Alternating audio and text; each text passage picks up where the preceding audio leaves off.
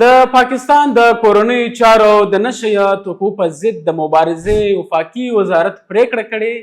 چې له 10 جولای نیټ څخه به په ټول هیواد کې د هغو افغانانو وګړو پر وړاندې سخت قانوني اقدامات پیل شي چې له معتبرې ویزې یا قانوني اسنادو پرته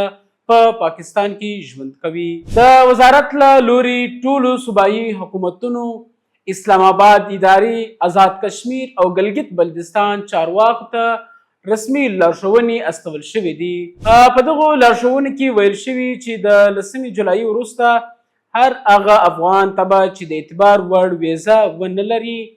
یا د ویزې موده پای ته رسېدلې وي او هم د قانوني استوګنې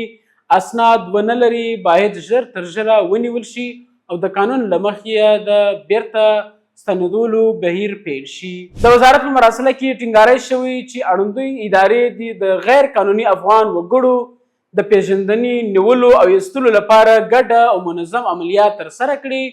څو د حکومت د غیر قانوني بهرنیانو د بیرته ستنولو پلان په بشپړ ډول عملي شي. سرچینې وایي د حکومت هدف دا دی چې په هیواد کې د هغو بهرنیو وګړو شمیر کم کړي چې د قانوني اسنادو پرته ژوند کړي وي. د همدې لپاره امنیتي او ملکي ادارو ته سپارښتنه شوې چې د اسنادو د ارزونې، د استوګنې، د قانوني وضعیت د معلومولو او د قانون د پلي کولو په برخه کې هماغسې نورې هم زیاتې کړي. د چارواکو په وینا له 10 جولای وروسته به د ویزې د مودې پای ته رسېدل یا د قانوني اسنادو نشتوالی د قانوني اقدام لپاره کافي دلیل وبلل شي او د سرغړونکو پر وړاندې به له ځنډه قانوني ګامونه پورته کیږي.